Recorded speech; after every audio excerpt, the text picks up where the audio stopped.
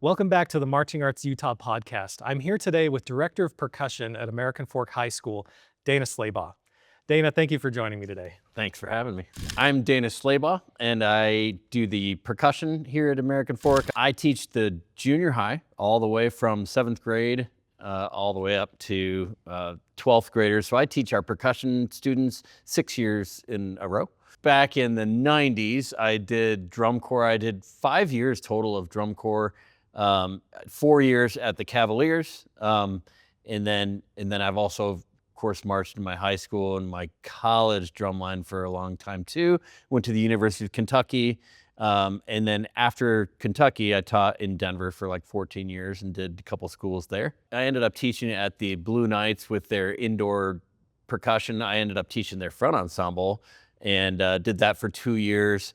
I also taught at the Cavaliers for one of the summers after I aged out as well. All right, so quite a storied career, and I do want to start by having you talk about how everything started for you with percussion.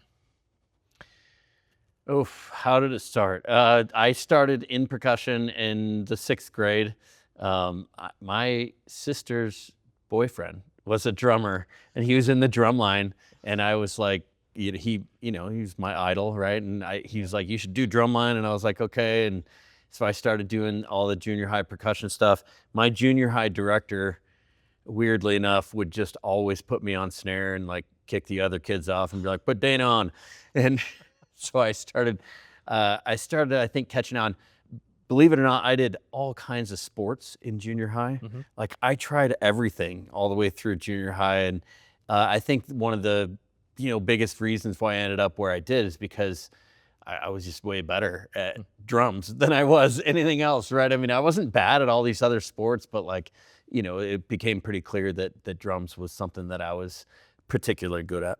Yeah, that's awesome. So tell me where you grew up and where you went to school starting in junior high. I was in school in Goshen, Indiana.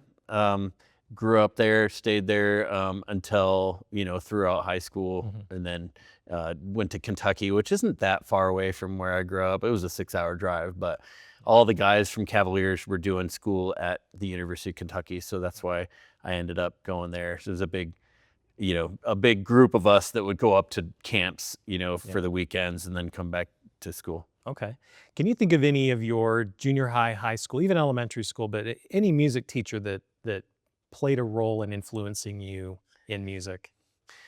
Yeah, many of the, it's so many teachers that had such an influence, like the junior high director that was always putting me on snare. Yeah. That guy had a huge influence. His name is Max Malt. And then of course my percussion instructor or drumline instructor in high school, his name is Steve Yoder. Mm-hmm. Steve Yoder actually also marched the Cavaliers. Oh. And so he was like, heck yeah, you should get in there and do what I did, right? Yeah. And Steve also taught in Indianapolis for quite a while. I taught with Steve in Denver.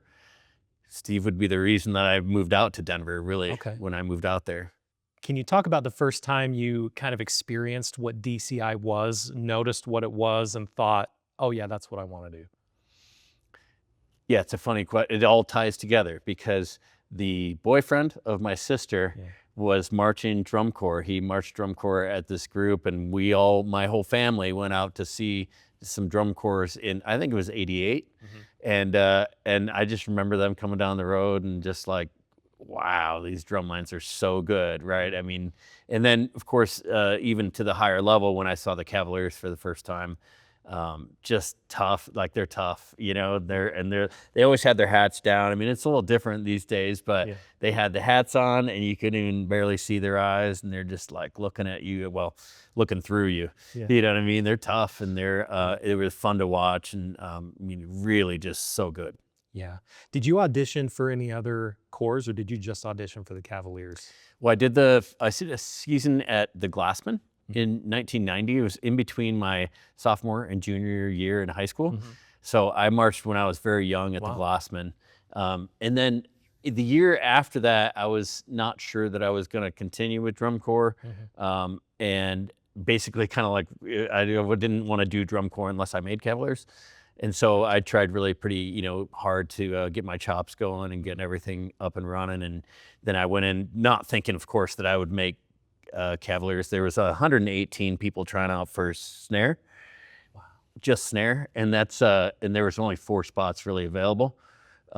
So I like I say, I didn't think there was any chance, but I ended up making one of those 4 spots. And I think at that time specifically, I said, I think I've got a little bit of a gift here, so maybe I should not I was going to do architecture in college. Okay. And Wow. and at that time I was like, you know what, I'm going to go with music.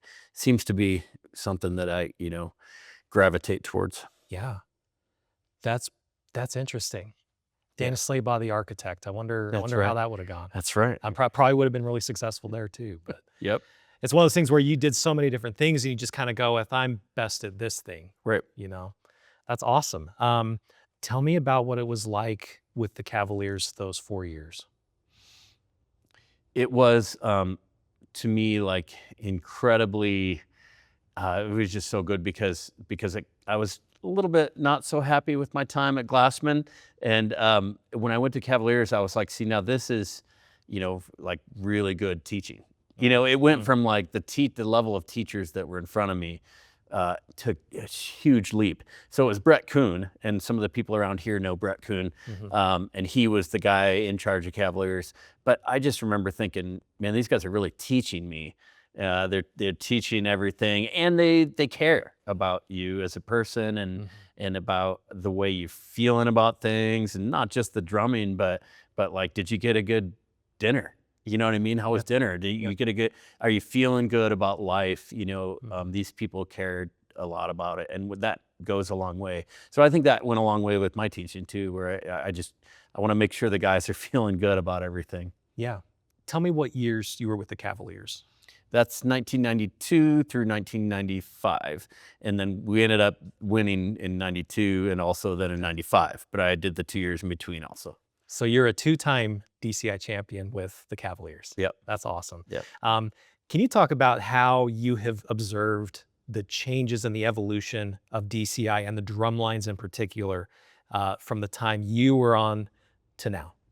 Yeah, they're so much better. Yeah. Like, they're just so much better than we ever were.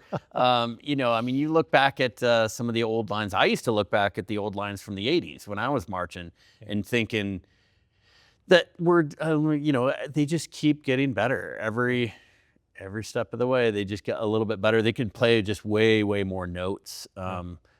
They have just stronger chops. These guys, they get a little bit more development as younger players, and then the guys coming into the top cores are just, the monsters. Yeah. They can just play it all. So it's amazing. Do you think social media plays a strong part in that? I do. It plays a huge part. These guys they got to learn the music episodes where the music's running across the bottom of the screen. Yeah. And they can learn all that. They can watch the way the hands move, and they can zoom in on a left hand and see where, how things are going. So yeah, it plays a pretty big role. But VHS tapes used to exist, and I remember this old one and he would have like the lines through it. I mean, it was like terrible quality. Yeah.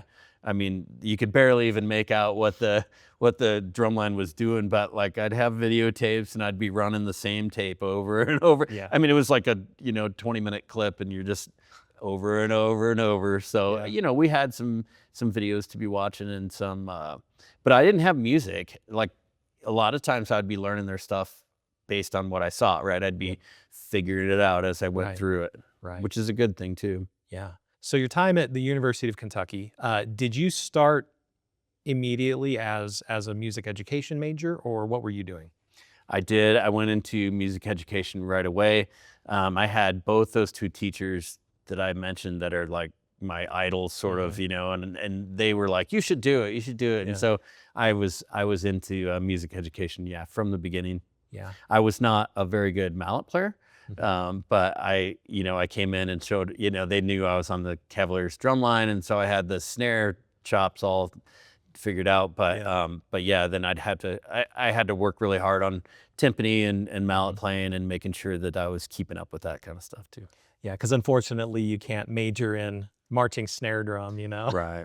Right. Did you ever think about doing a performance instead of education? Yeah, I thought about it, and you know, I think I, as a lot of people do, didn't give myself maybe enough credit, and was Mhm, like, I don't think I could do that. Like, mhm, I don't think I could make a symphony, which it is really hard to make symphonies. But at the same time, I look back, I'm like, well, what if I did decide that I wanted to do that? Could have I? mhm, And you know, probably over mm, time, mhm. certainly.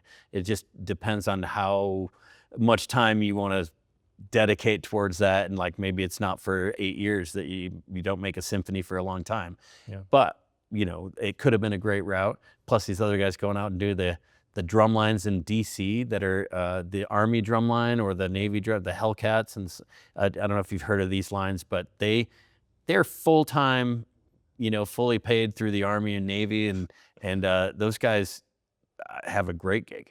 Yeah. I never even knew about that when I was their age. Oh my gosh. So Imagine, right? yeah. What was it about music education in particular that made you want to do this? Hmm. You know, I do think that the experience that I had and seeing sort of the difference between the two drum corps that I marched, and then seeing what impact that has, where like, you know, you have teachers that care about Yeah. what you're doing and that really kind of want you to succeed, whether or not it's with just the drumming or with just life in general, and Mhm. you know, making you feel good about what's happening. Yeah. I think that had a pretty big impact on me, and just wanting to kind of pass that on, Mhm. wanting to, you know, treat students like young adults rather than babies, or you know what Yeah. I mean, right? Yeah. Like someone who's like a little bit more of an equal, and someone who's you know, I really enjoy getting students at the age of 18 that are a little bit more, you can talk to them, right? And Yeah. you can sort of relate to them as people, Mhm. rather than just telling them exactly what they need to be doing all the time. Yeah. Yeah. So I really just enjoy sort of working with people like that. Did you make a decision pretty early that you wanted to go into music as a career?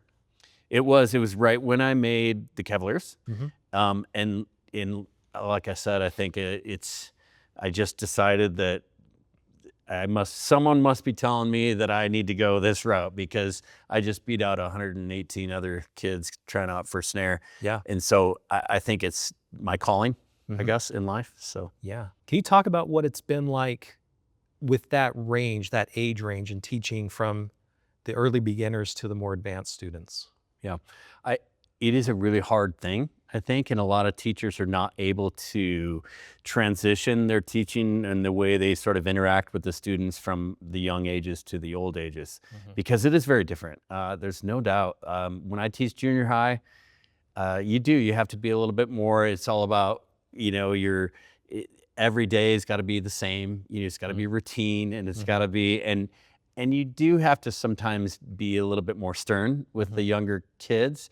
Whereas like the older kids, you can reason with them. You know, Yeah. you can kind of convince them of things rather than tell them this is the way it is. Yeah. But in the junior high setting, you have to know that it's not going to happen quite like that. You know, so in the junior high, it's a little bit different. You do have to approach it in a different way. Seventh graders, I don't want to say you're more stern with them, but it's rules. You know, you have to have Mhm. the rules, and you have Mhm. to make sure that there's a way that we do things, and we're not going to deviate from that a whole lot. Yeah. Whereas at the high school, when it's the advanced class and it's mostly juniors and seniors, we can and should deviate from things a lot more, Yeah. and they enjoy that. They feed on that. Yeah. What's it like seeing a student from the very beginning to graduation? Yeah, it is really cool, and we always say the band is like the family, you Mhm. know, and it is. It's like a family. You get to know these kids so well, and you see them kind of go through different ways, and you sometimes want them to move in a certain direction, and they're like, "No, I'm not feeling that," and they want to go in a different way. I mean, it's every student is different. Every group of students is different, and so it keeps things lively, right? It Yeah. keeps things interesting. I don't have a job where every day is the same, That's good. right? And when I come into this, it's a different thing to be tackling, and a different thing to be thinking about, Mhm. a different way to be thinking about things every time you come in. Have you ever had a student that when they first started, you're like, hopeless? Have you ever had someone like that get better and better and better until they've surprised you so much by the end? Um, yeah, I mean, always, like, it's so often that kind of stuff happens. In fact, um, maybe some people know the name Michael Bingham, who came through this program from a long time ago. He was like that, where he said when he was in junior high, he was one of the absolute worst players. Like, he was just not good. And now, I mean, he went through Blue Devils and was one of the center marimbas in Blue Devils. So yeah, really. And I have some other, Cameron Glassy is the one that always comes up Yeah. he graduated 2 years ago, I think. Mm-hmm. But he got the most improved every single year. Wow. And we didn't even realize it. Do you till the have an end. award Yeah. every year for most Uh-huh. improved player? Yeah, and he got it I didn't realize till the end. He's like, "Thank you. I got this every year." I was like, "What?" We should really watch who we're giving these things to, so we don't give it to the same person every year. But that's really what it was. Yeah. Every single year, and he was rough. He was 7th grade, 8th grade year. He was not doing well. He was kind of lost, and he'll tell you that too. But man, by the end, it was amazing. It's just amazing how hard work pays off, and just people are like, is it talent or is it hard work?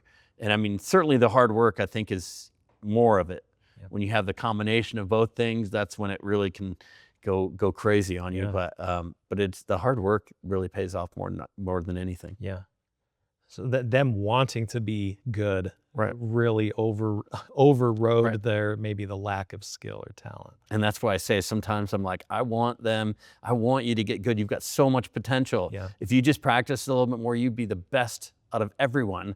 And then all of a sudden they're just like going a different direction. Yeah. So it happens both ways, Probably a very common frustration among educators in general. Huh? Oh yeah.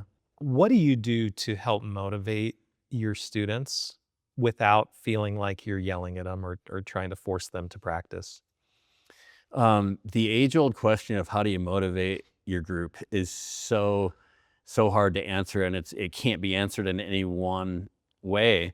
So there's all kinds of little things, like you're playing them YouTube videos, you're playing for them yourself. Like I think it's very important that I maintain my own skills and play, and they know that I can play along with them and on certain things, whether it's drum set or anything. So me playing videos, showing them the coolest things, and allowing myself to tell stories about things that I'm excited about. I mean, when I get excited about things, they tend to get excited about the same kinds of things usually. So it really is a lot of different little things that kind of all come together, stir the soup in the right way, and hopefully these kids start to catch fire in some ways. I'll add this too, that a lot of times motivation comes from other students, right? Yeah. So the younger kids, the junior high kids, when they see the high school kids performing, that can be more motivation than anything. I mean, right? If they see it live, they come over to the high school and they see all these kids not only performing, but talking to each other and being friends. And, like they see a group of high school kids that they just want to be a part of it. It's a culture. That's why it's same thing with culture. It's just like motivation, where it's not one thing, but all these little things combined that just grows on each other. And our culture is really, really good here. So we're lucky to have the culture that we do. And that happens with the whole band. It happens with percussion. But man, when young kids see that, they want to be a part of it. When it comes to the culture, do you feel like you're constantly having to help cultivate it, or do you think that it kind of comes naturally to everybody? Yeah, as a teacher, if you just think it comes naturally, you're wrong. And you have, yes, some of it is going to come naturally, but it'll stop if you let it stop. Yeah. And if you're not constantly cultivating it, it won't get to where it needs to be. Yeah. What kind of things do you do to help cultivate your culture? Oof. So many little things. It's the way you walk into the room. It's the way you ask kids in a real way what happened over the weekend and what is going on in their lives. And it's the way you talk. It's just, you get in a group and you tell stories, right? I mean, it's the way you tell stories. It's the way you interact with other teachers on your staff, all that kind of stuff. It all plays together to make culture what it is. Yeah. How have your interactions been with parents of your students? You know, yeah, no simple answer to any of it, Yeah. because some parents, it's like you almost become best of friends with them. And then other parents, it's really not a good interaction, right? So there's all levels in between. Mhm. But I think the most fun ones are the ones that, yeah, have a couple students that come through the program over the course of a couple years, and you really kind of get to know the families, and some of them still even come and help out and do stuff after their student graduated a couple years ago, Yeah. and they're still helping out with the band and stuff like that. So yeah, and then band dads. I mean, band Yeah. dads loading the truck and doing all the stuff that they do to help our instruments stay together, and that's a fun part of what we do too. They always have like potluck dinners at shows, Yeah. and so you go hang out with the dads for a little while, before the show, Mhm. eat some soup with their, with their little setup there. So Yeah. yeah, it's fun. It's fun kind of do all the little things that we do, that social interactions that we have. Yeah. Okay, we're gonna talk a little more nuts and bolts here. You run both the battery and the front ensemble, and I know that you've got technicians and people that are helping with that, but can you talk about the differences in rehearsals? Let's say full ensemble rehearsals. What do you do differently between managing the drum line, the battery, and managing the front ensemble? Okay, if we're in full ensemble Mhm. with the band and everyone's there, then it sort of obviously becomes, whatever fire is burning the brightest is where you kind of have to Yeah. go over and like put that fire out and put that fire. So, whatever, you kind of have to prioritize what you see is the weakest part of what's going on at the moment. And Mhm. so get in there and try to do what you can to fix that.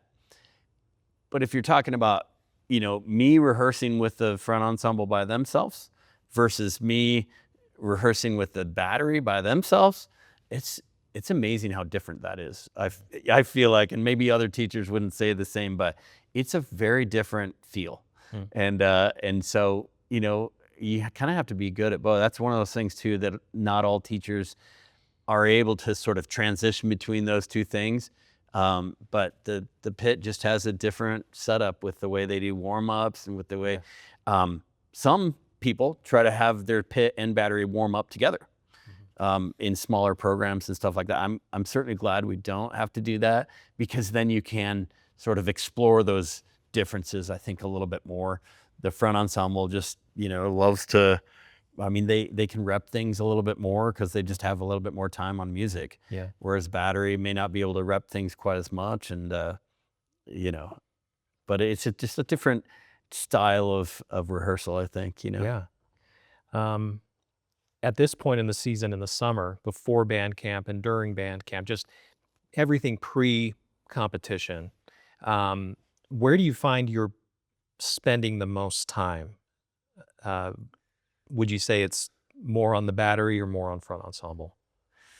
So I've always been battery, Mhm. sort of I'll gravitate towards the battery. Yeah. If I had it is funny in my older age that these, becomes a little bit more about teaching the techs sometimes, or Mhm. working with the techs, and these techs might be sometimes very new to teaching. They don't really know, um, what direction to go sometimes. I mean, they know what they're doing. They're good teachers, they're good players, but they don't sometimes know which direction they need to go. So often I need to go to either the pit or the battery based on my staff, Gotcha. if that makes sense. Mhm. And it's, if I don't have staff, that's the most obvious one, where it's like, I'm going to go to battery because there's no battery staff today. I'm Mhm. going to go to pit if there's no pit staff today. And Mhm. that tends to be the majority of it, is when you don't have a staff member, then I go there.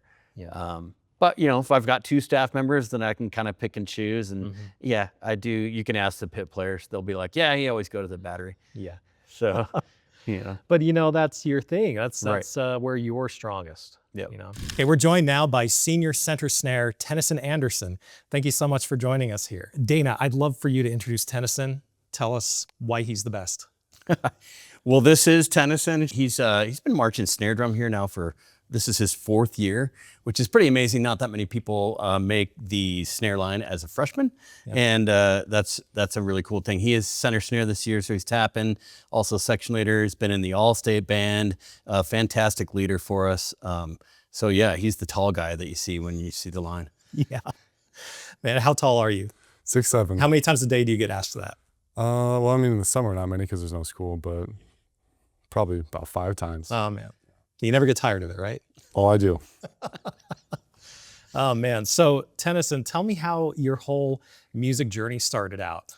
Well, it really started out with my older brother. He joined band, and that's when I really started to get an interest in it. I joined percussion in 7th grade, not really knowing if I would want to just continue through high school. I thought I would only want to do 1 year. But then I liked it. It was really fun. We went to PAS. We competed. I didn't do a solo that year because it's 7th grade. But yeah, my brother joined marching band, and I saw in 2021, so Warhol, I saw the drum line that year and their drum break with the soup cans. And I thought that was just awesome. And so that's what I wanted to do. And so I started practicing snare, and yeah, I learned traditional grip and tried out. Yeah, that soup can routine was, is that something that you came up with?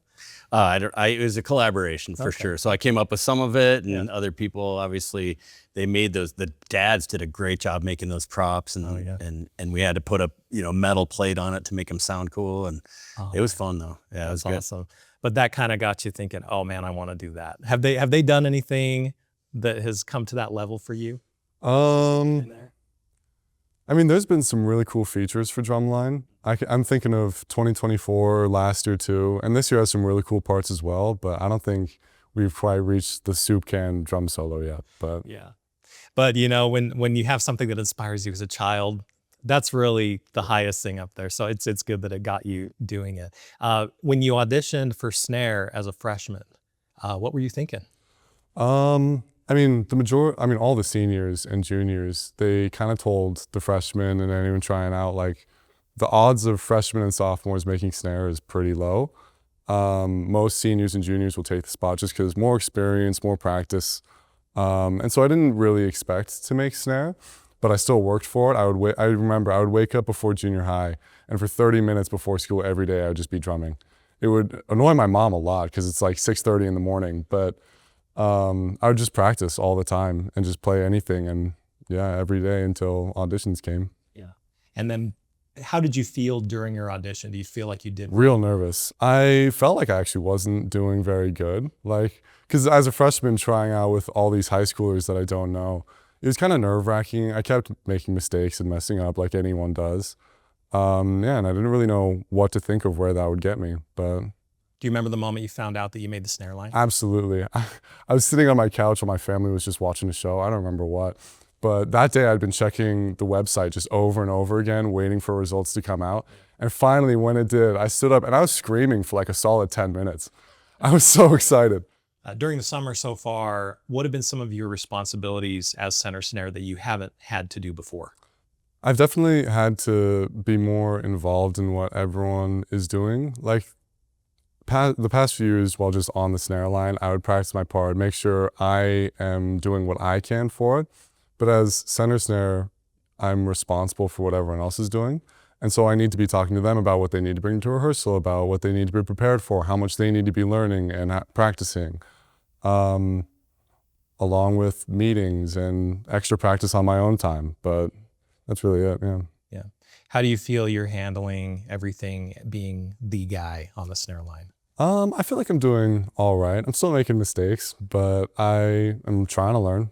And so I think I'm getting better each day. Does it help that you've had, the most experience of anybody else on the snare line? I think so. I'm pretty well accustomed to what we do and how it all is supposed to work. And yeah, I know what needs to be done, or at least I think I do. What's the music like for the show this year so far? How do you like it? I really like it. It's getting harder every year, and so that's definitely a joy. Learning it has been fun. It's been fun to work it out with the snares and everything. It's going to take a lot of time, but I'm pretty sure, I feel like we can definitely get it. We have a lot of potential this year. Have you felt like the music has gotten more and more challenging each year that you've been on the snare line? Absolutely. I like constantly I compare the parts now to parts that I played my freshman year, and there's huge differences. In 2023, like this is just some specifics, but like a lot of it was just kind of simple eighth notes, quarter note triplets, and just things like that. But this year there's 9-lits, there's 5-lits, there's just a lot more to do. For the high school level, you're kind of having to write, and Dana, you've arranged a lot of the percussion music over the years or composed it. You kind of have to write for your group, you know, and you can't necessarily have DCI level writing if you don't have DCI level players. So Very much so. What's it like arranging or composing for a high school group, for this one in particular? Oh, it's I mean, that's a big part of it. That's a lot of fun. And but I think a lot of people do want to sort of write DCI level, you know, stuff that they think their guys can do and they can't, you know. Yeah. So I mean, it kind of goes like this, where it's you get some really hard stuff, and then maybe by the end of the season it's not as hard, right? Maybe it gets watered a little bit, and then other years you have licks that you think are going to be watered, and then they pull it off, you know, and it's like, holy cow, they did it. Yeah. So, you know, you just kind of never know. And that's why it's just a process, like an ever process that ebbs and flows throughout the season. So. Yeah, nice. When you first see the music at the beginning of the year, do you ever look at it and feel overwhelmed or like, oh, this is gonna be tough? Not really. I've always been pretty good at just reading music, and so I always just take it one measure at a time, count by count, and just piece it together. If I don't know what's going on, then I can always ask questions. But Yeah. When you get the music, is there ever like a pre-recorded like soundtrack of it, or do you just get the printed music? normally I think there is. It's normally our staff members who just put it together and post it on a Google Drive, and so we can listen to it there. But yeah, this year we do have one, and I've been practicing with it a lot. Does it help to kind of hear it? Absolutely, yeah. What are you hoping to accomplish in your final year, and what are you most excited about? I know the past few years it's definitely been a lot about getting the drum caption at every competition. This year I really just want to see the drum line get better than last year and the years before it.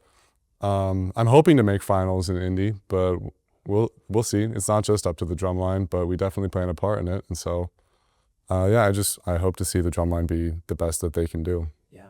What was it like last year? Because you kind of switched with the percussion captions. I don't know exactly how many were split between you guys and other groups, but you know, I mean, especially that first time you didn't win it last year. What was the overall feeling on the drum line? The first time we didn't win it last year, it was a lot of like disappointment and confusion, especially compared to the year before. It's spot on. We didn't lose a single drum caption all year. And so to come back and suddenly just lose with drum caption, it's like, oh, like we have a lot of competition, which we do. There are a lot of really good drum lines around. And so, but it's nice to have competition and to really push ourselves against other groups. Yes. Do you think that that's sort of the attitude that you adopted at that point, is that, you know, it's time to ramp it up, it's time to get better? Not immediately. It took us honestly a long time to really kind of lock in and just be like, hey, like we actually do need to be trying our best if we want to be the best. And so it wasn't until, I personally feel like it wasn't until when we went to Las Vegas and had a rehearsal down there where we really decided to have the attitude of we want to be the best we can.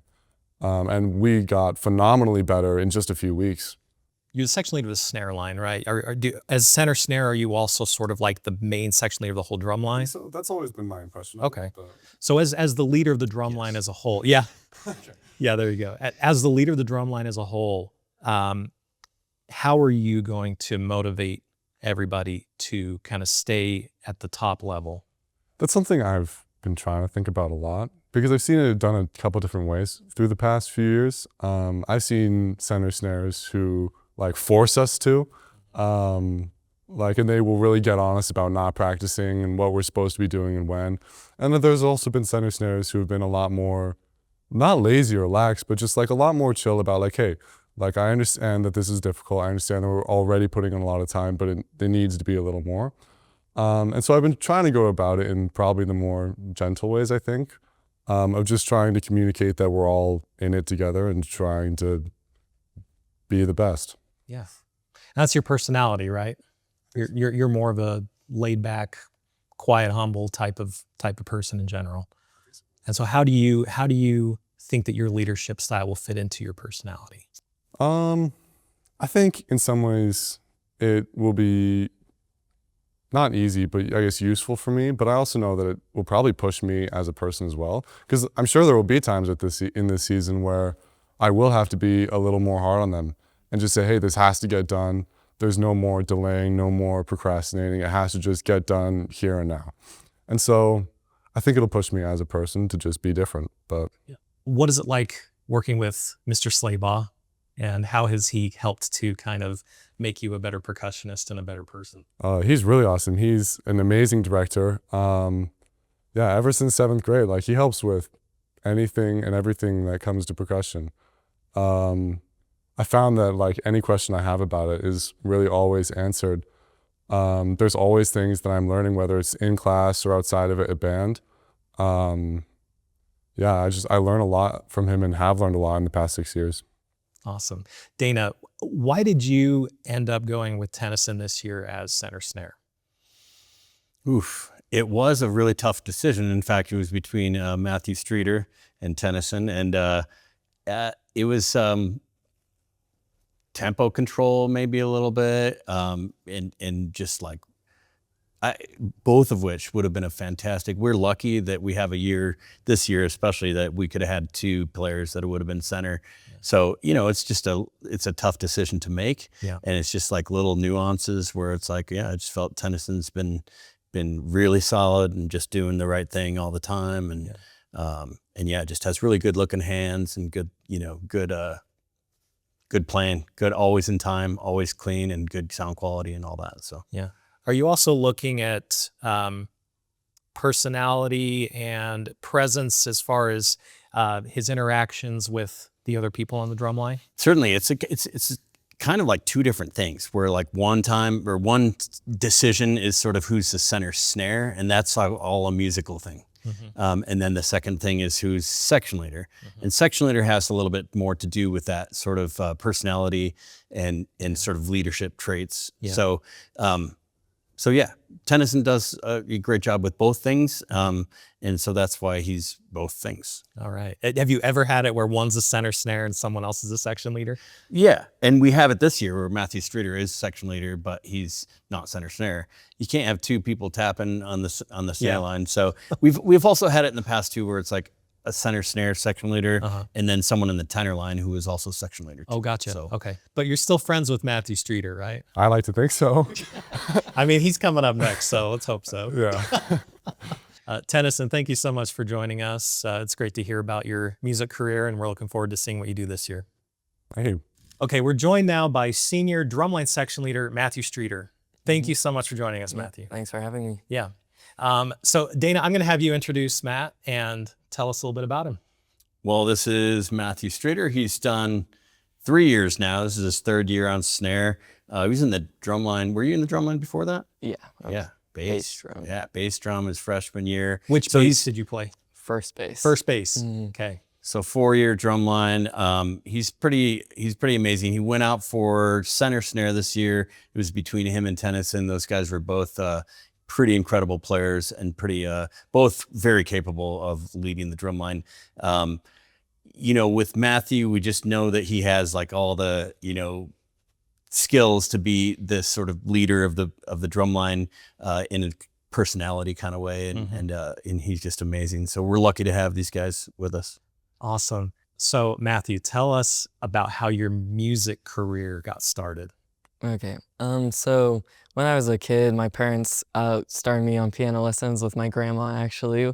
So that's how I learned piano and everything. And then when 7th grade came along, one of my sisters had already been in percussion, so I was like, might as well do that too. So I auditioned for percussion and made it in. And then I had 3 older siblings, all of them were in band. And so obviously I was just planning on going towards marching band in the end. And then when I wanted to join drumline was my sister's first year, 2021, making of a captain.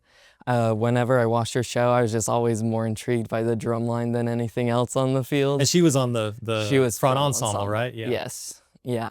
So yeah, that made me lean more towards the drumline side. And then I started on private lessons really early to work towards that. So And who did you take lessons with? Neil Mayfield. Okay.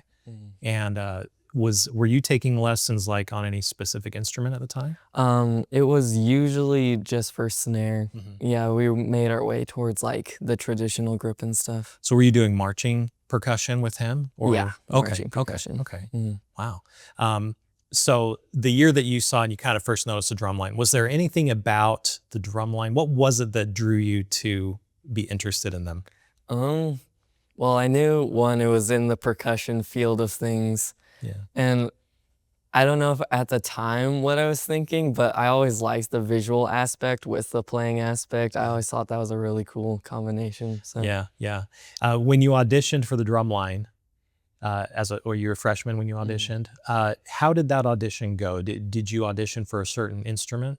yeah, so I auditioned for snare, but I was sort of slacking and didn't get the material until the day before the first audition.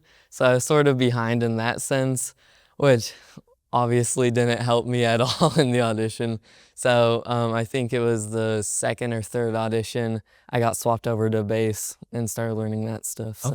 Okay. So you might have been all 4 years on snare if you Yeah. hadn't got the music the day Yeah. before. Oh man. Yep. What did you feel like starting on bass? Were you initially like, man, or how was it like? Yeah, it was sort of frustrating at first. Because you really wanted to Yeah, play I snare. really wanted snare, but after probably a month is when I got like used to it, and I actually am very glad I was on bass. It was actually like one of my favorite shows to perform was Visions of Red.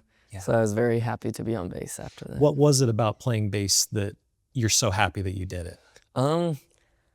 I love just like the sound of like the splits between the drums and stuff. It's just always really fun, and also how I interact with like the rest of the drum line with my parts. So you made snare as a sophomore. Yes. Tell me about how you felt when you found out that you finally made the snare line. Honestly, I was sort of expecting it. There wasn't too much competition really that year. Like we had already like sort of knew who was gonna be on it. So I was like sort of expecting it. I was still happy, but Yeah. How did your overall experience on the drum line change when you switched from bass to snare? well, it's definitely like a different type of playing. Like the technique's completely different, and you have to listen in a lot more. Like bass drum, you play most of the parts on your own, and occasionally with the rest of the bass line. So that aspect was different. Really just getting used to like somewhat harder parts. What's been your favorite show so far in your high school career? To perform, it was still my freshman year, Visions of Red. Okay. I really liked performing that show, especially in like Flagstaff and their dome there. Especially like the opening impact was so fun for that show. Parts wise, last year was really fun. Very hard parts. Hopefully this year beats it out, but we'll see. Last year, you guys split a lot of those captions, and how did that feel initially? It was disappointing at first, because the same thing happened in 23 where we were going back and forth with Cedar Valley. So really when we lost the very first competition to Cedar Valley, we all just like decided we really needed to focus in, and it went back and forth, but I'm glad that we pulled it in enough that we won state percussion caption. So Yeah. Are you able to translate that into motivation, or how do you kind of personally handle disappointment like that? yeah, so yeah, when it first happens, I'm like angry. I'm like, what could I have done better? And I'm like, okay, what could I have done better? Let's make it better. Because I'm like, if I just stay frustrated about it, we're just going to keep losing. Like, there's no point in staying mad about it. So yeah, just taking that and getting better every time. So you look more inward at yourself and you don't try to find someone else to blame. Yeah. Generally. Yeah, Yeah. for sure. Good. Unless it's obvious, of Yeah. course. What are you looking forward to the most for your senior year? I'm really excited we're going back to Indy this year. I think just in general, the show this year, the design all seems really awesome. Like we've heard about the uniforms, like the beginning of the show and stuff, and I'm really excited for it. And my goal this year is to just like enjoy all of it while still doing good.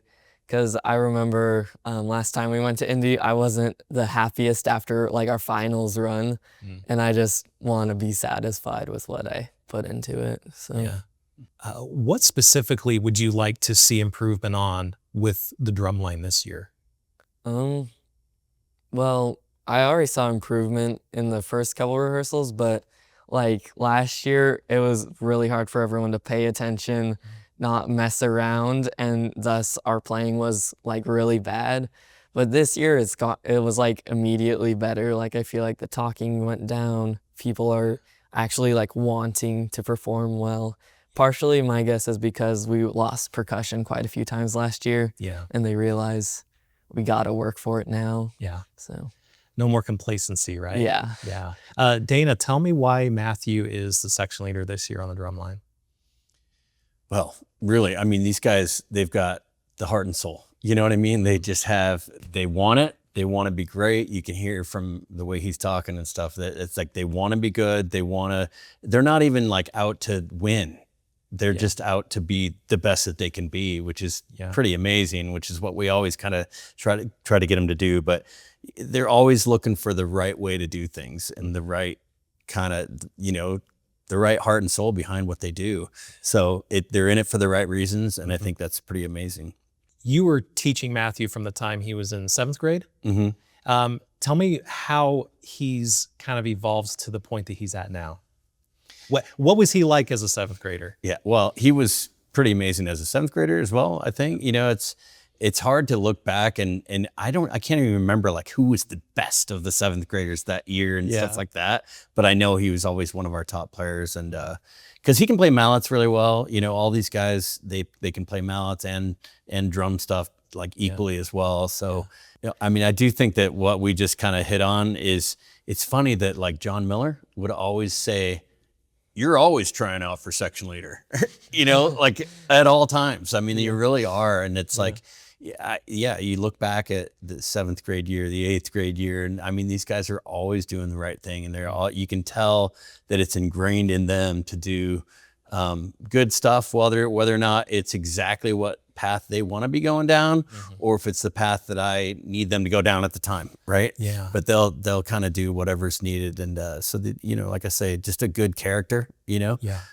So it's awesome to see. Talk about you talked about the difficulty of choosing between Matthew and Tennyson for center snare. Can you go into detail about like why Matthew would have been a good choice as well? He's got the flow. Matthew's hands have always got like the flow down. Like he's just got a good look to his hands, and the musicianship, his tempo is solid. These guys, they play with the metronome quite a bit. I think him and Tennyson both. So we have just a lot of skills that these guys have learned over the years. I mean, this is his 3rd year on snare, so I mean he's known how to play clean beats for years now. Matthew, what do you personally hope to achieve this year, it being your final year? I hope to like improve just like the drum line itself. Hope mostly playing, but also like I know that what helps with that is just being able to like stay focused and stuff. That I'm hoping that what me and Tennyson do this year will carry on to next year's, so that we can eventually get to levels as like the top drum lines in the country, like Chino Hills and all those schools. So that's my goal, is to sort of help it carry through to the next couple seasons by making this season as good as we can get it. How are you and Tennyson? How do the two of you work together? Usually we talk about things a lot, like after rehearsal, before rehearsal. Yeah, so just like whenever we need to, just talking to each other, contributing about what we need to work on, things we need to talk to people about. Yeah. Yeah. And it's good. It's going well. Yep. Good. So, You're yeah. friends. Yeah. Good.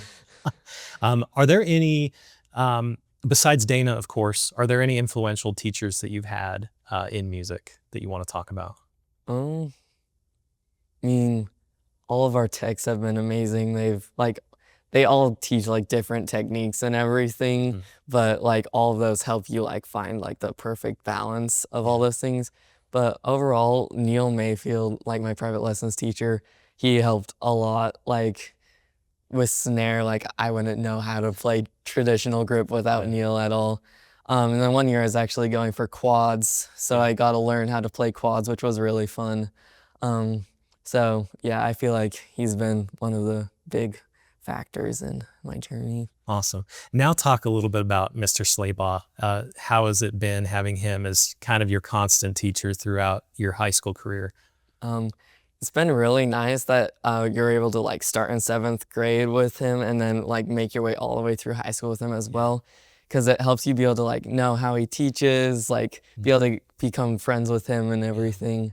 And it's nice. He always like talks about having a balance in percussion, which is really good because it's when you see people who can like play drums really well, but then they can't play anything else really well. It's like, well, that's cool and all, but like, got to be able to play everything. So, yeah, it's nice to be able to like play all the instruments and be able to just find joy in all of it. So nice.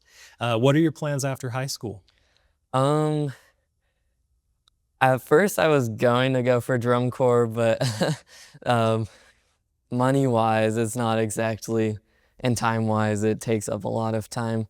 But I was planning on going to college, keeping up drums, but probably not like playing it in college level. So. Well, Matthew, thank you so much for your time, for joining us here. Looking forward to seeing what you do your senior year, and I hope everything goes great for you. Yep, thank you. Yep. Joining us now is senior second marimba in the front ensemble, Myles Miller.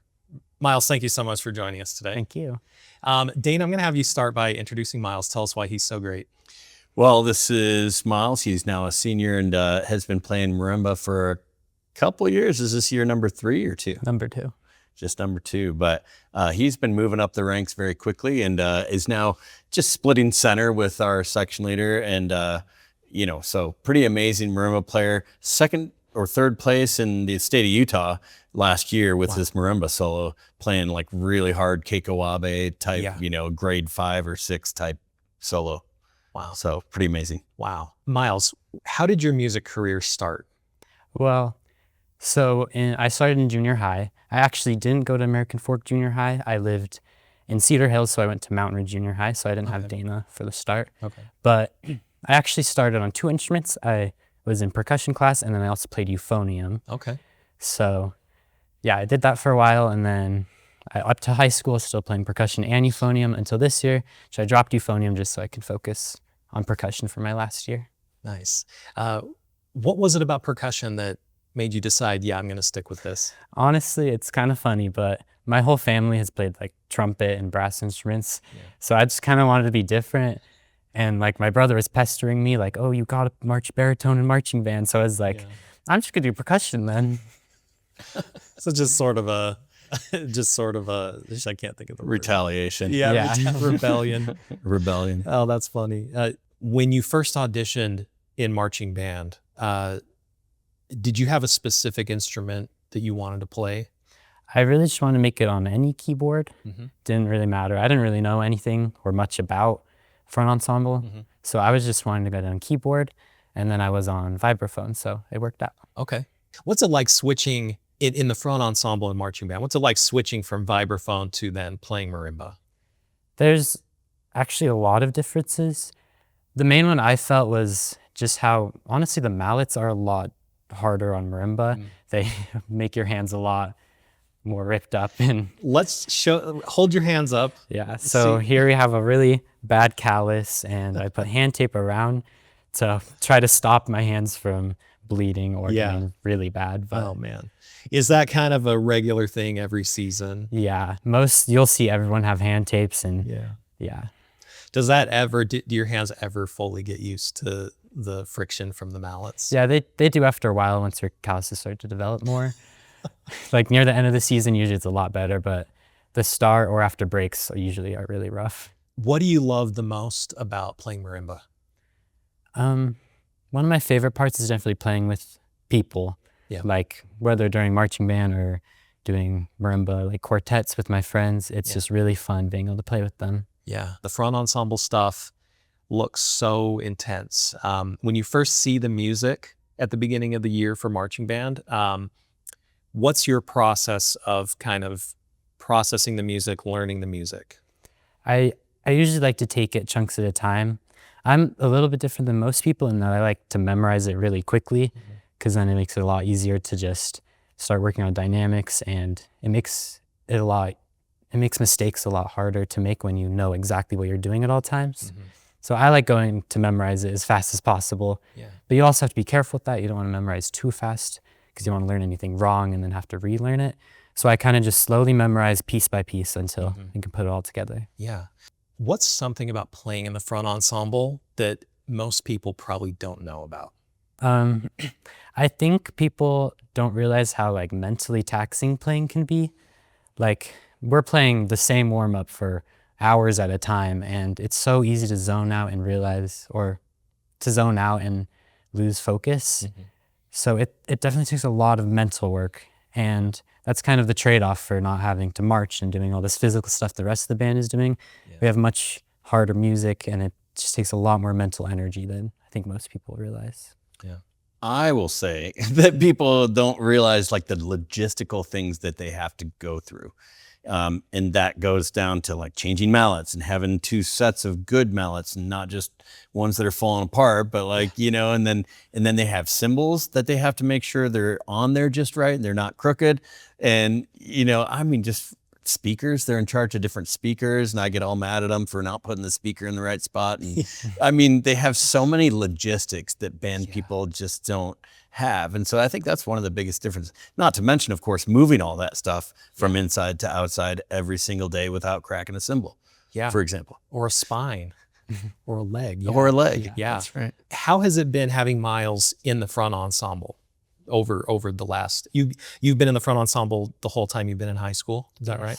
Right. So for now, coming up on 4 years now, what has it been like having Myles in the front ensemble? Well, I mean, he's a really, really strong musician. So we've never had any issues with like thinking about whether or not he was going to move to the center. That seemed pretty obvious as that went through. I also just want to say it's pretty unique because I've known him since he was a little baby. And I watched him grow because his mom was our color guard teacher. Tiffany was our color guard teacher for many, many years. And so therefore I kind of knew the whole family all the way through. So it was definitely unique. And the fact that he didn't go to American Fork Junior, he went to a different junior high. And so I didn't sort of see him coming, if you will, you know what I mean? Like I didn't see it coming. And then all of a sudden he's in the front ensemble and he's like moving up the ranks. And I was like, wow, okay. Cool. So now he's one of our best marimba players. That's awesome. So yeah, it was pretty fun to watch that whole progression as it happened. Wow. I think every section gets, they develop tight relationships with each other. Talk about how the front ensemble operates as far as relationships with everybody. I feel like we're maybe one of the closest sections just because we're definitely very friendly to everyone. We're a little less tense, more just relaxed. So it lets us all kind of just come closer together. And like the band's with other parts of the band, other sections a lot, doing visual. But we're kind of just alone by ourselves most of the time for almost every rehearsal. So we definitely are able to come a lot closer because of that. What are you looking forward to the most about your senior year? I'm really excited to see how our show comes together. From the things I've heard with like uniforms and the props, I think it'll be a really cool year. And I'm also definitely looking forward to Grand Nats again. That was really, really fun. So I think it'll be good. Awesome. Myles, thank you so much for joining us. I appreciate your time, and we're looking forward to seeing how your senior year goes. Thank you. Let's go back just a little bit. I want to talk about how you started at American Fork. Could you talk about what you were doing just before you were hired here, and then tell us a story about how you got the job and just how that all went down. It is a funny story a little bit because I was in Denver teaching. I was freelance, so I was doing 2 different schools is all. And so I had, my 2 different schools every other day. I'd kind of go to a different school. But they were both really, really strong programs and great kids, great families. I mean, it was a good setup. But I looked at this job came open in 2011, and I very much considered it and thought, geez, maybe I should go out there and get a full-time job and the biggest difference is I can teach the junior high kids all the way through. In Denver, I didn't really teach junior high kids. And so therefore I'd get them in 9th grade, and it's a little harder to make them as good as they can get by the 12th grade year. When you have them starting in 7th grade, it's like there's a whole lot more you can do in those early years. So seeing the fact that it's full-time and with benefits, that was the reason that was kind of pulling me. Plus, you could have gone, I definitely considered the Texas route quite a few years too, because I could have done that, but I never wanted to go to Texas. I was always like, nah, I don't want to do Texas. This has the same kind of weather, the same kind of, I'm a skier. Okay. In fact, skiing is what brought me out to Denver in the first place. And so this had the skiing. It also had, mountains and camping and stuff like that too, which I enjoy. So, yeah, I looked at it in 11, I passed it by. Really? But in 2012, it was like, you know what?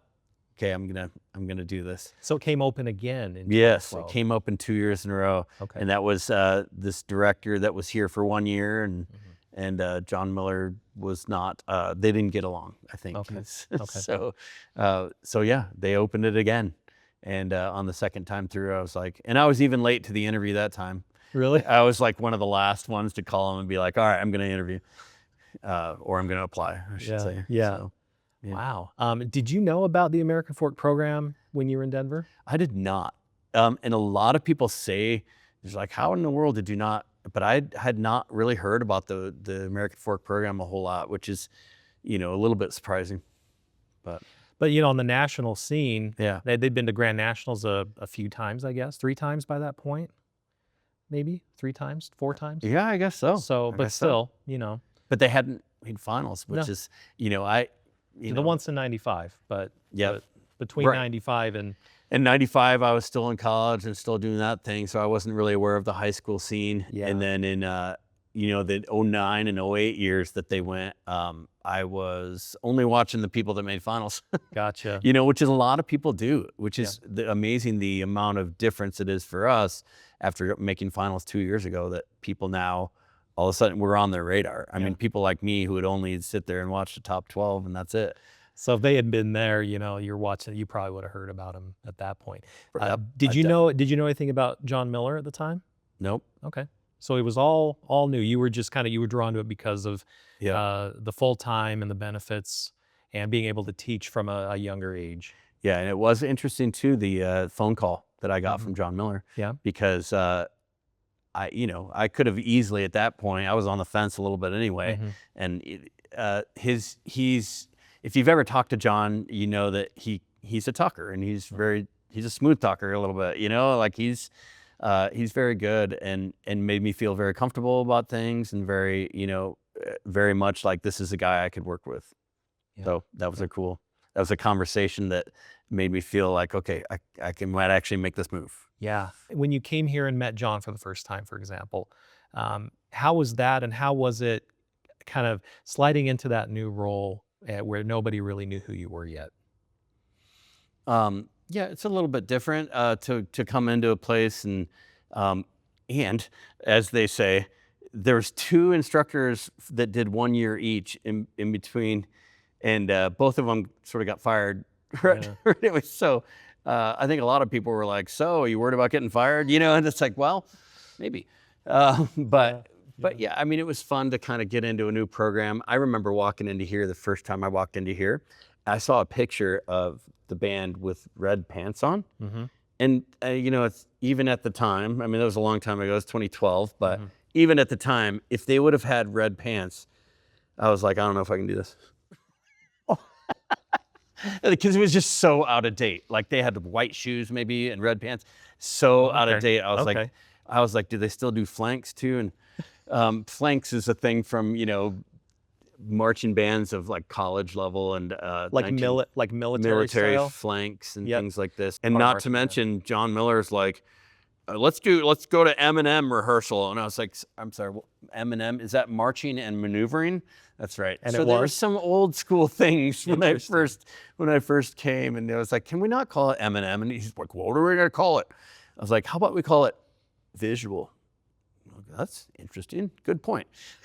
so they did. So you kind of helped. I hope that I helped to bring them up to date a little bit. Yes. Yeah. But they were not wearing the red pants. It was just a picture from 10 years prior to that. I think. see. That was a good impression of John, by the way. Yeah. I do like that. Yeah. How have things changed since 2012? Things like the sound system. Oh my gosh. That thing has gone from, we didn't have a sound system when I got here. Again, speaking of old school. Yeah. I was like, you don't have a sound system? It's like, what? Oh, he's got this little, you know, this little soundboard off in the cabinet somewhere. And it's like, okay, we can use, but that's literally how it was. I mean, we did not have a sound system, and our pit tech, which is Michael Bingham, did not want one. Really? He didn't want one. And he was like, why don't we just put some big speakers on that synthesizer, which is what we did. But so that has gone huge, right? It's blown up a ton, and it really, really sounds good. I mean, you know, once you get it dialed in, and once you get everything sounding right and working properly, it really does make the band sound great. You can hear the woodwinds now. You know, like you couldn't hardly hear the woodwinds unless the whole band stops playing. Now you can hear the woodwinds. Yeah. But like the way we have it set up now, there's more times that you can hear the woodwinds and their contribution to the full ensemble sound. So that's big. The soloists being much more prominent in the mix. The semis, we have 2 semis now. We had like just the one truck back then too. Yeah. You know, so that helps sort of props and things like that too. But you know, we constantly are buying new marimbas and new instruments to kind of keep things up to date. But I think that, you know, the community's basically the same. And we've always had such a great community support here. It seems like we're constantly buying new things, and we are. I mean, we are, but the reality of one instrument goes, I mean, the 10-year mark on an instrument, to me at least, is when you start thinking, okay, this is going to have to be replaced at some point. So then you get to 12 years and you might need a new marimba after that. So, but you know, having 6 marimbas, 5 vibes, a xylophone, I mean, timpani, drum sets, drum line. I mean, the drum line has to be replaced every 10 years or so. The, you know, all the stuff needs to be replaced. So if you kind of keep it on a rotation, then it's not everything at once. Yeah. Do you usually sell old equipment? You know, you'd wish that our district would allow us to do this. They don't want us to sell. Okay. But we talk them into allowing us to sell sometimes. So sometimes we sell stuff. It is better if it's within the district, you know. Just kind of kept within. If it's within the district, you're supposed to be able to pass that on. And then maybe they give you something in return, whether it be, you know, a donation or a different instrument. But yeah, that's the easiest way is in the district. But we try to, we end up selling the bigger stuff. Okay. Nice. Because I was going to ask, is there anything that you guys still use that was here when you started? Or have you pretty much replaced? I'm sure there's stuff though. There's certainly like smaller stuff, like our bell tree. Stuff that doesn't like get super worn out. Yeah, we have a lot of stuff. I mean, there was stuff that was bought brand new. Yeah. But nothing. I don't think any of the larger stuff. Like, actually, is that last vibe? I think maybe our oldest vibe right now was here when I was here. Okay. Yeah, I think our Adams. That we refurbished our timpani last year. It was at the beginning of last year, and they're basically as good as new now. Nice. But they are the same timpani that I saw fall off the trailer multiple times. The first one was in my first year at one of our first shows. It was at BBI actually up in Logan, And I just remember they had those, they'd put the timpani on those carts, and the carts, like sometimes, like if they get unhitched, they wobble, like not wobble, they shift, you know, all the way from like leaning one way to leaning the other way. And that's what happened. And the timpani just goes flying off the edge of it. Huge dent, you know? And I was just like, oh my goodness. But Timpani are not cheap. no, Not at all. but it is still the same timpani that fell off. Just hammer it out, you know? Yeah. Hammer it out. You know how they have the hammered copper timpani? Right. Just Hand hammered timpani. Yeah. That's right. Can you tell me about some of the larger mishaps that have happened with either with equipment getting damaged or destroyed, or maybe students getting injured from equipment? Or are there any funny stories that ended well, where, you know, nobody got really hurt? Nothing too big. We let one of the other years, probably about 2 years ago, we had what we called a drum roll, where the drum came off of the cart that it was being pushed with and rolled down the parking lot. Now, often I don't hear about these things right away when it happens. Because they don't want to tell you. They don't want right to tell away. me, but then I find out about them. So You're like, what is this? It's all Yeah. scratched up. I don't know, but the timpani falling off always comes to mind. So that's a big one. Yeah. But yeah, there's I don't know. We had a bass drummer that fell onto their drum, right? And as they fell, I mean, these little things hold the drum up. Yeah. But those poked through the drum, right? They went through the wood. Oh my gosh. So that you got to get a new drum when that happens. Ah. There's no other way. The one that rolled through the parking lot, what kind of drum was that? That was a snare drum from the drum set. Oh, okay. Those are cheap. Yeah. Outside of marching band, what kind of things do you do with the battery?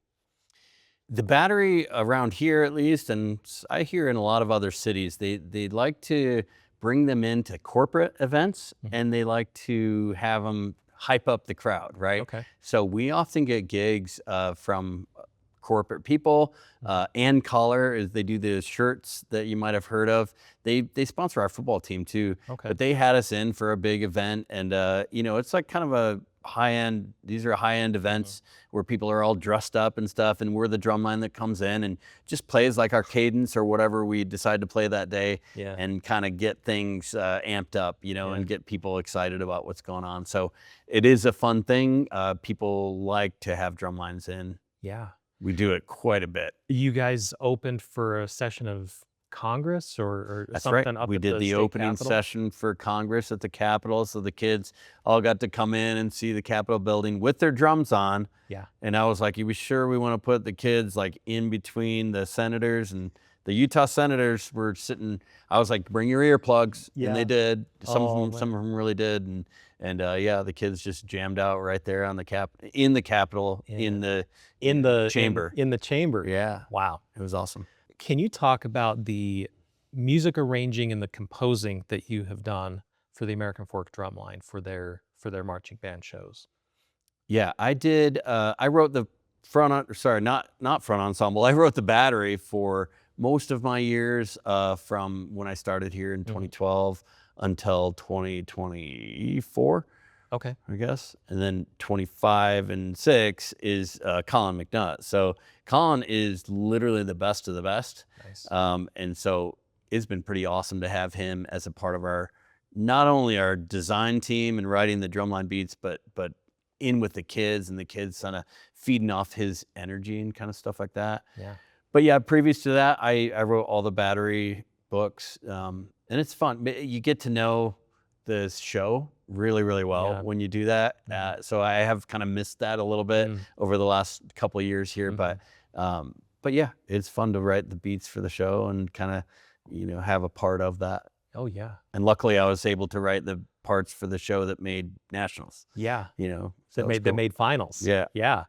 Can you walk through your process for doing that?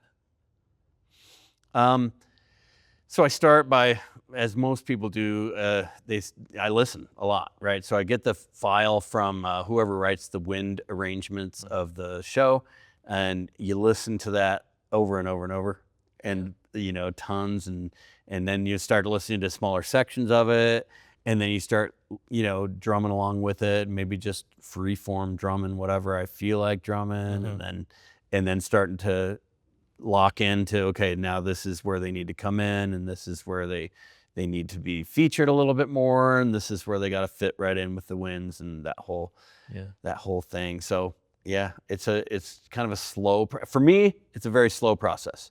I think a lot of other people are able to just like bust it out fast. For me, it's a very slow process of just kind of feeling it out and seeing what I think might work, and what kind of rudiments the guys have been working on recently, and putting those in there and that kind of thing. You need to make sure that your players are going to be able to handle it. Certainly. Yep. So when you were doing it, you weren't working with the arranger. You had a finished product from the music arranger. Yes, as far as the wind book goes.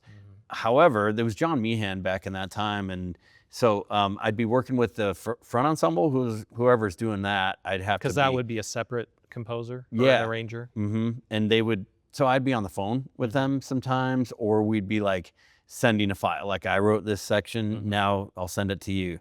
Now you wrote that, and you'll send it back to me. And you can sometimes write the pit first, and sometimes write the battery first. It doesn't necessarily matter whichever way.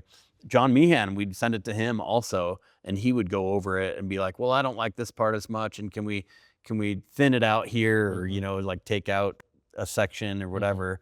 So yeah, it would get worked with quite a bit, I think, before the kids even saw it. Which is the way it's going right now too. How do you take it from what's in your head, which is going to be at the level that you play, for example? How do you take that and sort of get it to the point that you're pretty sure everybody on the drum line is going to be able to handle it? I mean, you just have to, make it a little bit simpler as needed. And like I say, it's a process. Just play through it. What can we do that's a little bit simpler here, but still sounds just as cool? Hopefully, I mean, that's the idea. The parts sound hard and they feel easy. That's the best of both worlds. Is it a thing where the drum break is going to be the hardest section because it features them, and the rest of it's simpler so that you're not maybe standing out from the ensemble too much? Ideally for me, that's how it goes. It's like you beef it up a little bit. You make sure you're putting your funnest licks and your coolest licks when they're going to be heard, right? And if they're not going to be heard, then you keep it pretty simple back there, and make sure that that they're able to not worry about it, hopefully, and not stress over that part of the show, and they can put their energies into making sure the drum break and the featured stuff is happening.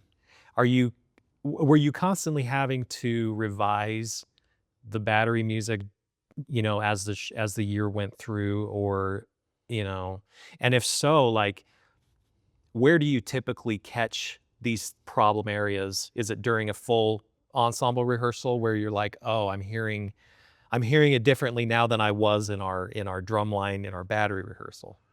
Oh yeah, it's definitely during, I would say you're right, it's during the further you get back away from the ensemble, the more that's when you're making your decisions.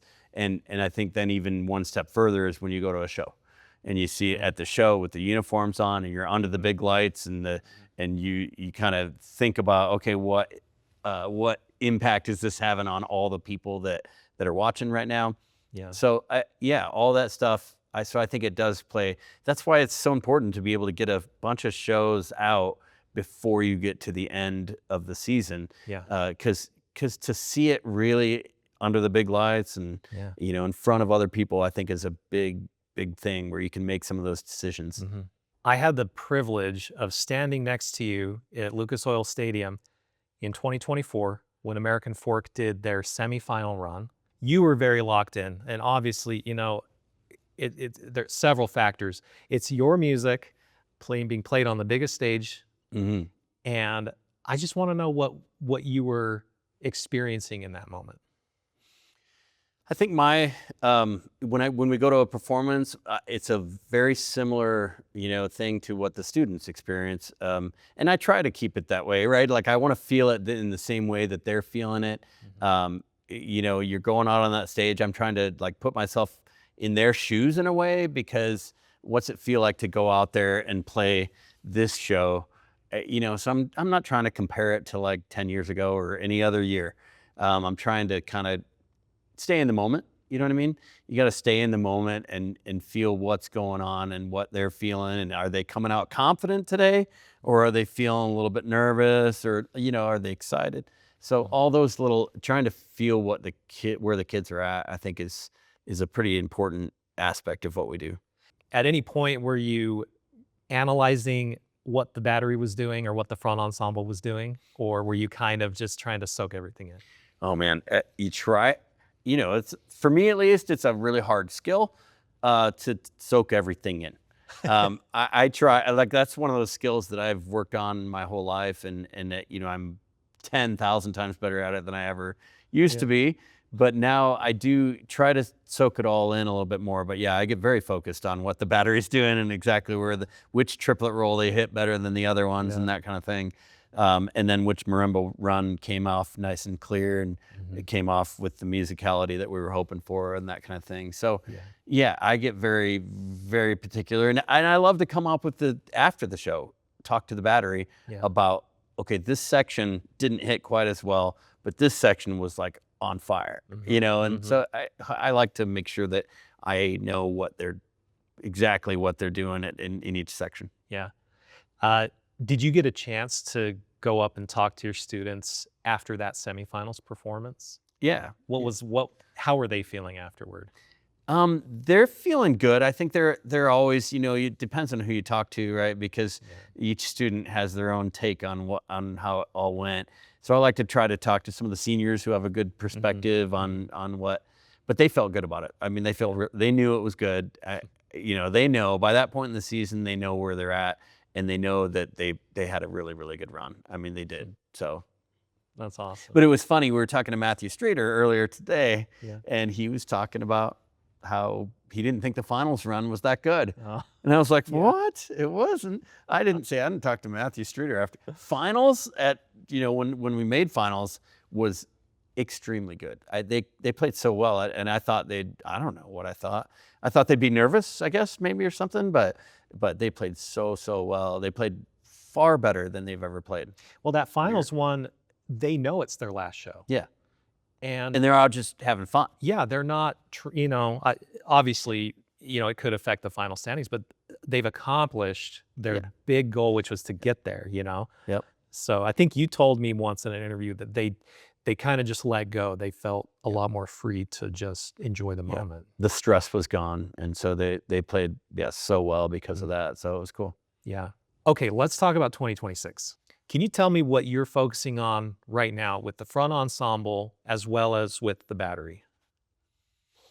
You know, this time of year has got to be fundamentals sort of focus, right? And so we used to call June camp fundamentals camp. The students always call it parade camp, but the staff tries to keep it it is a fundamentals time of year, you know, and we got to make sure that's the main focus. The kids get that new music, and when the new music comes, they're like, this is what we do now from this point on, right? And it's like, absolutely not. No, that's not what we're doing from this point on. We have to be very fundamentally focused right now. They'll learn that music. And that's kind of, you know, it's their job to be excited about learning the new music. It's my job to make sure these fundamentals are getting better. Not just, I mean, we've got to be getting better at every last fundamental thing that we do, whether it's front ensemble, chops. We're still building chops at this point of the year. Once you get to September, even August, you're done building chops. There's no more of that. They're in school. We have shorter rehearsal times. You know, during band camps, you can still be kind of building some muscle, and that matters, right? In the end, if they're physically capable of doing more than they're presented with for their show, then I think we're in a good spot. I rely on their own motivation of like, hey, we got the show. This is cool. Let's learn it. And usually that does pay off. Sometimes we have to set goals like, hey, we didn't learn this music well enough or fast enough. But so then I don't have to worry about that aspect of it. And I do kind of just keep track of how fundamentals are going. And if you ask me, you know, it's summertime, so they need a lot. We need a lot of fundamental work still. It's early season, and there's still, I was out there today going, nope, we're just not there. You know, we got some fundamental work to do. And if we didn't, then we wouldn't be where we're at. Yeah. What needs to happen between now and the beginning of the competition season to be where you want the battery and the front ensemble to be? Well, we just have to keep moving forward with fundamentals, and then hopefully get the show on in a way that doesn't that everyone stays like in a good positive frame of mind. I think it's sometimes easy to get bogged down when you're learning show, and some people get frustrated with, well, they cut this whole part of our show, and it happens every year, and these kids, like they think it's them. They think it's that we cut them run because of them, but sometimes it has to do with the what the show needs, right? The overall show needs something, and so their part might get cut, or they might start feeling bad about things. So to me, it's really all about the motivation, again, the culture, and making sure that everyone feels positive about the way things are moving, and then we tend to be in a pretty good spot with the show. Yeah. Last year was interesting for you guys because you split a lot of those caption awards, lost out to who were the schools that beat American Fork with the percussion caption last year? It was only Cedar Valley. It was just Cedar Valley. And Cedar Valley is quite good. I mean, if you go out and see them, if they're performing their show, or if you just go out and see them play, I mean, they're really, really good drumline. And so it's actually quite good for us to have that sort of strong competition. Yeah. It keeps the kids moving forward, and keeps the kids honest, if you will. Yeah. I spoke with John earlier this week, and he told me that complacency was his biggest problem at American Fork. Absolutely. Do you feel that that's sort of been a problem with the drum line, with the percussion as a whole? Yeah. Because they judged when it's the percussion caption, it's front ensemble included, right? Yeah. Okay. Yeah. And yeah, so Cedar Valley is not the only good drumline out there. I mean, when the culture across the state is strong, that helps us to grow too. So, yeah, I mean, Cedar Valley is very good, and if we go out, I'd be amazed if we won every time this year, even. So, especially when we have hard beats, right? I mean, the season before last, 2 seasons ago, we won every one of them. Well, maybe our beats weren't hard enough, and we actually had believe it or not, a judge say that to us. Oh, yeah. At one show, which is a very abnormal thing for judges to say. They never say that, but one guy was like, maybe you should have harder parts. And I was like, okay, but we're going to play clean. So, it was a little bit too late in the season at that point. And he's probably right. I mean, he's probably right. We could have had harder parts that year, but that's probably why we won percussion. But is that really what, like maybe we should have had harder parts so that the kids were progressing a little bit more during that time? Is it kind of a trade-off, being clean or playing harder stuff? Absolutely a trade-off. So, you can sit there and play clean and play easy beats all day long, or you can push the kids, and sometimes they might lose a caption, to a really good drum line. But it kind of went back and forth, which, Yeah. was a good thing. And for the hopefully it pushed your kids to drive harder, play better. Yeah, it very much does. I mean, I can tell them that they're dirty on a certain spot, and it loses impact over the second month that you've been telling them the same thing, right? Yeah, right. But then they go out and some other judge is out there saying that to them, and they're like, oh, we do need to clean that part up, don't we? Yeah. Yeah, we do. Yeah. So Wow. This being a Grand Nationals year, is there anything that you're doing differently from other years to prepare your battery and your front ensemble? no, and a lot of people think that there is, but it's the same for me. It is the same setup every time. I mean, there might be a couple times that I think, okay, there's a bunch of rim shots here that we need to make sure we don't have like 7 like weird timing rim shots in a row. You don't want to hear 7 different rim shots, right? Like all placed on different parts of the beat and stuff. That's probably not going to go well in a dome. But yeah, we don't do anything different. We don't rehearse more. We don't. I had some other people that were saying that they thought we rehearsed more and we really pushed these kids beyond. No, I didn't feel that at all. And I could be wrong. Like maybe it's my own perspective, or something that doesn't see. But last year we pushed these kids. I pushed my percussion kids harder than ever last year, and that was not a nationals year. So no, we don't really. I personally don't approach it any different. We're gonna make the best show we can make every year. Awesome. You talked about needing to keep up your own skills and to help with motivating, to help teach. What kind of things do you do to keep your skills up? I've been drumming a lot lately, actually, which is weird. I went and played traditional grip. I hadn't played that in way too long. I mean, at school, I often play match grip, which is fine. And there's nothing wrong with match grip because like when Colin comes out, he plays and he'll get on their drums and he's always match grip. He was a tenor player back in his time. So I've been working on it. And so I play at home. I'll play a little bit and I'll play some drum set, and making sure that, so I like to play with the kids. And I think playing with the kids in rehearsals is a really good thing to do. Do you do any sort of networking or socializing with other percussion directors around the state?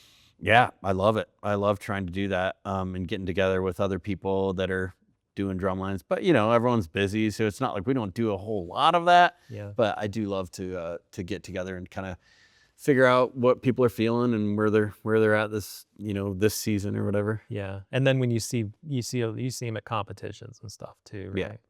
Yeah, and I think too that when the directors network like that and our friends, then the program, the kids between those two schools can get along a little bit better too. Often.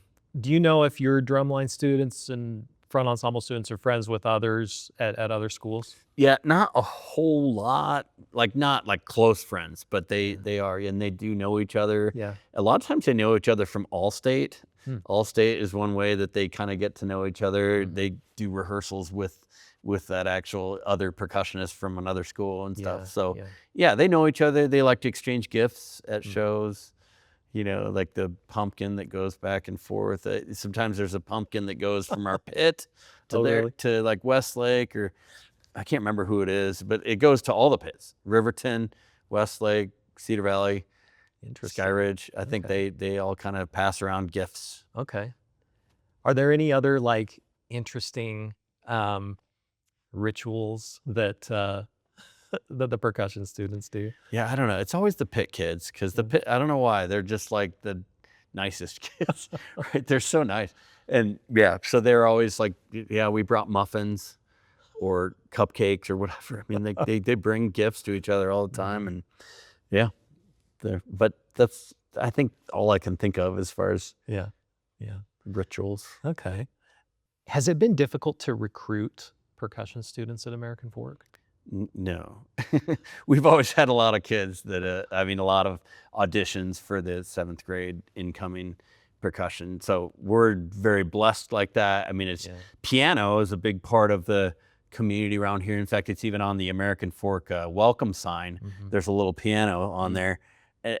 That's how ingrained piano is into American Fork, the city culture, really. So we've had a lot of kids, and even guys like Tennyson that were like, I just figured I'd play for 1 year.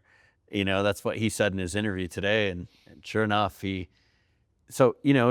he just starts and they don't know that they're going to be a percussionist, but if they've got some piano background and, they're really smart kids, then they'll probably end up doing percussion long-term and be our section leader in the end, maybe. So we've had a lot of kids that are very into it. How do you encourage your students to become better leaders, especially the ones that you're choosing to be center, snare, or section leader on the drum line? I think a lot of times it has to do with what you talk to them about before rehearsal or after rehearsal, and the way you kind of talk through, you just got to make sure that they are being sort of the more adult of the rest of the students, and they're thinking of things in a bigger picture kind of way, which is really hard for obviously that age of kids sometimes to do. But if the more you can get them to think big picture, the better. And I will say that Mr.